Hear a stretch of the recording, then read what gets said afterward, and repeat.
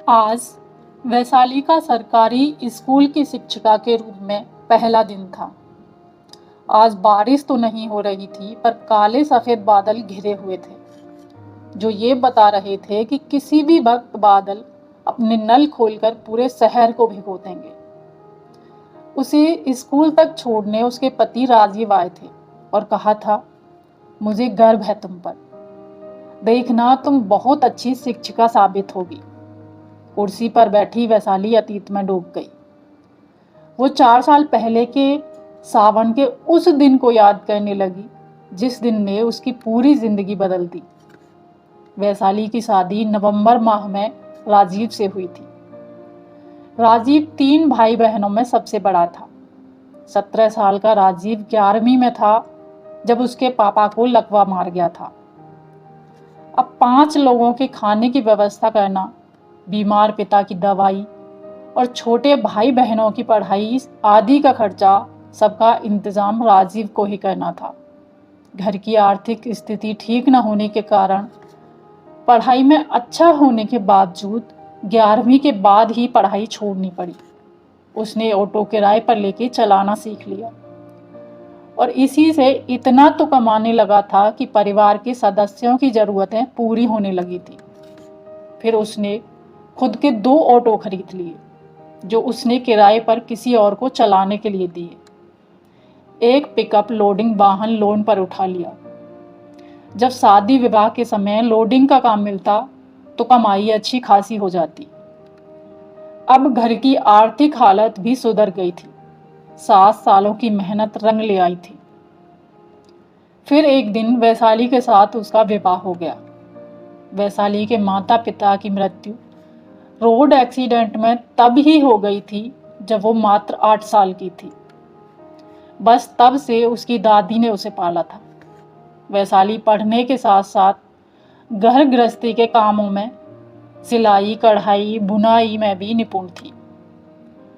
उनकी घर की ज़रूरतें दादी की वृद्धा पेंशन और वैशाली द्वारा मोहल्ले की औरतों के कपड़ों की सिलाई और दुपट्टों की कढ़ाई से मिलने वाले पैसों से चलती थी। जब वैशाली को देखने राजीव और उसकी माँ आए थे, तब वैशाली के अन्य गुणों का बखान करते हुए उन्हें बताया गया था कि वैशाली ने 11वीं में प्रथम श्रेणी से पास की थी। राजीव ने सोचा, चलो मैं तो नहीं पढ़ पाया, पर अब घर में कोई तो पढ़ा लिखा होगा। तब वैशाली ने साफ शब्दों में कहा था कि उसके सिवा उसकी दादी का कोई नहीं है। वो बुढ़ापे में अपनी दादी को अकेला नहीं छोड़ सकती। तो यदि राजीव उससे शादी करना चाहते हैं तो उसकी दादी को भी अपनाना होगा। माँ बेटे वैशाली की इस साफ गोई से खुश हुए और उसकी मांग को मान गए और दोनों की शादी हो गई।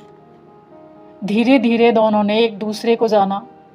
जीवन में भोगे हुए कष्टों के कारण एक दूसरे से सहानुभूति हुई।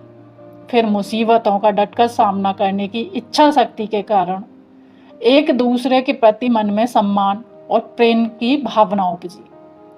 वैशाली ने घर की पूरी जिम्मेदारी संभाल ली। उसी साल उसकी ननद सोनी 12वीं में थी और देवर संजीव 10वीं में। वैशाली ने रात भर जाग कर उन्हें पढ़ाया था। सबकी मेहनत रंग लाई। जब बोर्ड परीक्षा का परिणाम आया, तब सोनी के 68% और संजीव के 76% अंक आए थे। सोनी और संजीव ने अपनी सफलता का श्रेय अपनी भाभी को दिया था।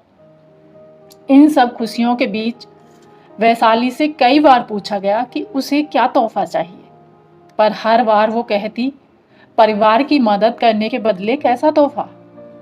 शादी के 8 महीनों में वैशाली ने कभी खुद के लिए कुछ नहीं मांगा। हमेशा कहती, मेरी दादी को अपनाकर आप लोगों ने मुझे जिंदगी भर का उपहार दे दिया है।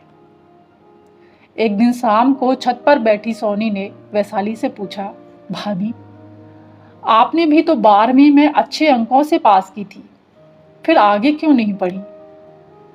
मैंने 12वीं में बहुत मेहनत की थी। मुझे लगा था 75% अंक हासिल कर लूंगी तो सरकार से छात्रवृत्ति मिल जाएगी। मैं बीएड करना चाहती थी।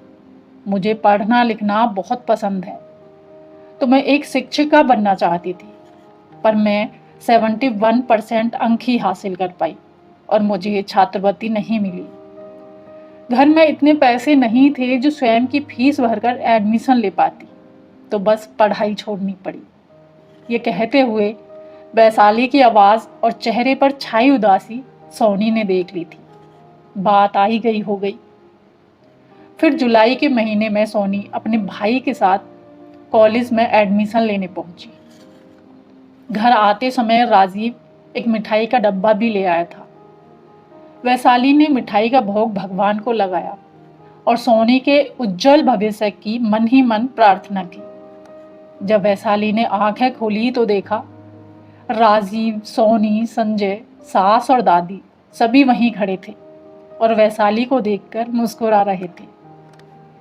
इससे पहले कि वैशाली कुछ पूछती, सोनी ने उसकी ओर एक कागज बढ़ाया। वैशाली ने देखा वो बीएड का एडमिशन फॉर्म है और उस पर वैशाली का नाम था। वो हैरानी से सोनी को देखती रह गई। तभी राजीव उससे कहता है, मैंने तुम्हें पसंद किया क्योंकि तुम पढ़ने में अच्छी थी। मैं नहीं पढ़ पाया क्योंकि पूरे परिवार की ज़रूरतों को पूरा करना था।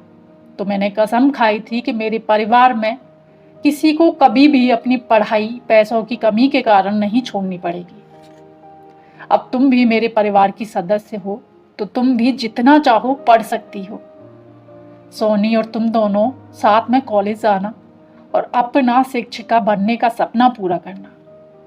संजीव बोला, भाभी, हमारे साथ आपने भी माँ की तरह रात भर जागकर मेहनत की थी।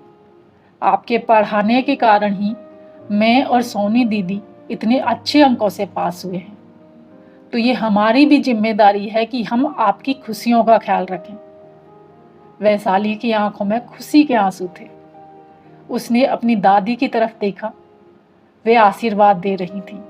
वैशाली जब अपनी सास के पैर छूने के लिए झुकी तो वे बड़े प्यार से वैशाली के सर पर हाथ फेर कर बोली, बेटा, सावन में घर की बेटियों को सगुन के रूप में सावनी दी जाती है।